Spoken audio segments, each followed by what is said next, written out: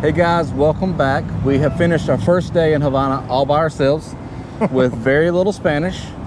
We've managed to navigate the artisan market. We got some, souvenirs for the family. Yeah.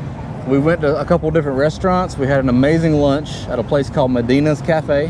What were your thoughts on just navigating today? Did you have any difficulty? So Eddie and I have like a very limited understanding of Spanish, probably more than some Americans. But if you came here with like basic vocab, directions, things like that, I think you'd be fine, because in Havana, most people know about as much English as we know Spanish. But just as much as you need to know the language, you need to know the culture a little bit too, and understand that like most people who are out on the street are trying to sell you something.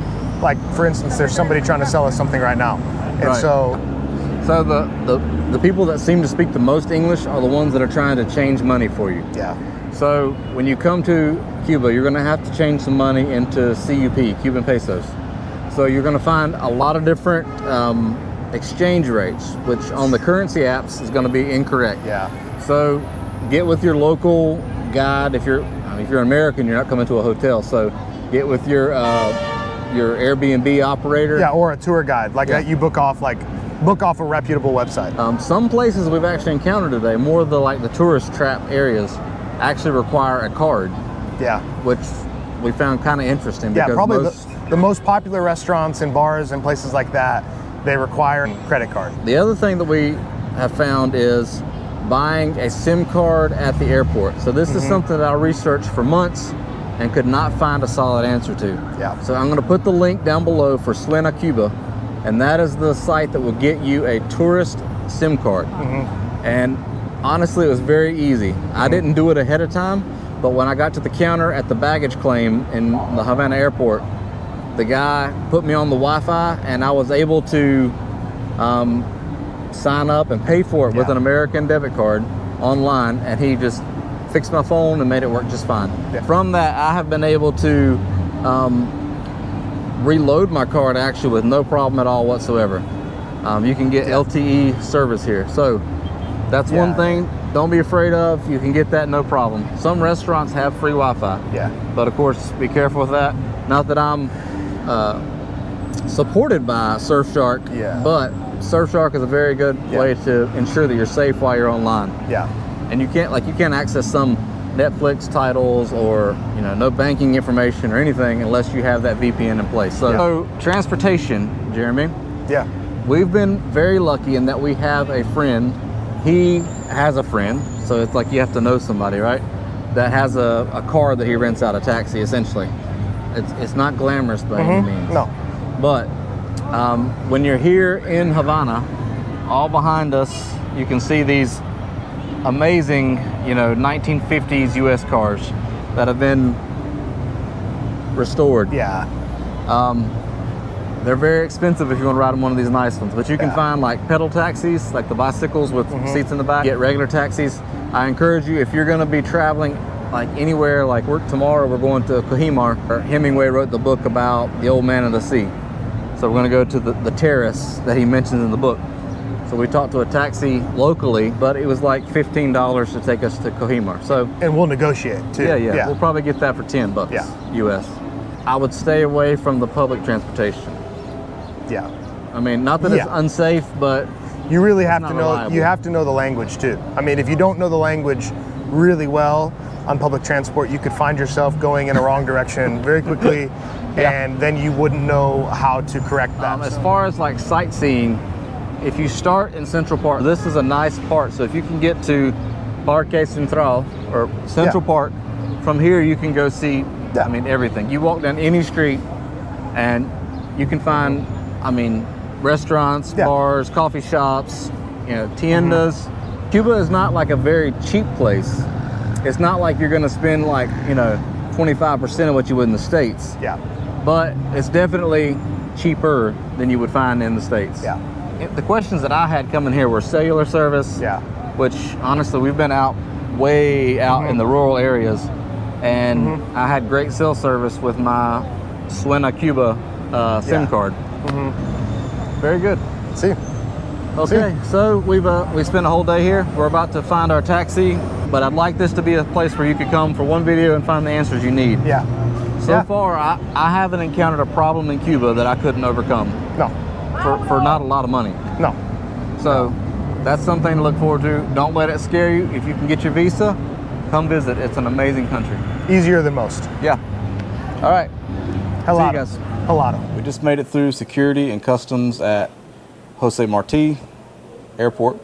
The ticketing line was quite long. Didn't move very fast, but it was a nice open area. It wasn't too hot. We got up to get our immigration paperwork checked. I didn't have any issues. Did you? No, I'd say immigration and security both were, I mean, just as fast, if not faster, than a lot of American airports. And so then when you get through security, you do your bags through the x-ray machine. It's pretty rushed at that point. And then you go down a flight of stairs and you're kind of in the terminal. And there's a lot of stores, like duty-free shops. But we are currently sitting in the VIP lounge. See, not because we are VIPs, but because you can pay for it, and it's $35 a person. And we're going to be here for about 3 hours. Yeah. So we decided just to pay that. You get all the 2 cola you can drink. You might as well drink it up because you can't get it anymore when you leave here. Yeah. They have some food and stuff. You should make sure that you stash a few US dollars so that, you know, however long you're here, you can get something to drink or eat. We paid in US dollars. We didn't ask if they would take CUP. I doubt they would take CUP. Yeah. And I imagine they probably take cards, but there's a pretty good chance they won't take American cards. Yep. So US dollars are, as always, your best option. Okay, on our second day in Havana, we decided to go to Cojimar. It's a cool little town. I mean, it's little, but that is the home of La Terraza, which is the terrace. You know, Hemingway's hangout spot that he wrote the book from there, all about that spot. So, in anticipation for being in downtown Havana and knowing that we had to get up to Cojimar, we knew we were going to take a taxi. Taxi drivers are notorious for taking advantage of tourists, and so the first thing you probably want to do is figure out how much things should cost. We ended up making a pretty good friend at a restaurant that we ended up going to quite a few times called Amici, which is in Barber Alley. Ernesto was so good to us, we didn't even have to ask. When he found out we were planning on going up to Cojimar after we drank some coffee at his place, he got on the phone, called a driver friend of his. We ended up paying a little bit more than I wanted to, but it was because it was such a nice car. Yeah.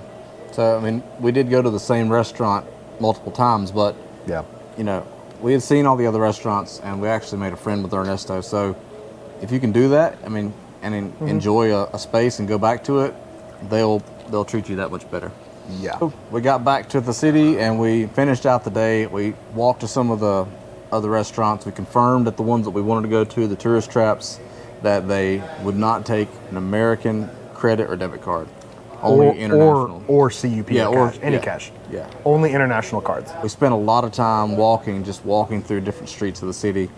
Any other tips that we learned on our last day in Havana? Anytime you travel, I mean, being flexible, I think there was quite a few things that we wanted to do that we found we weren't able to do.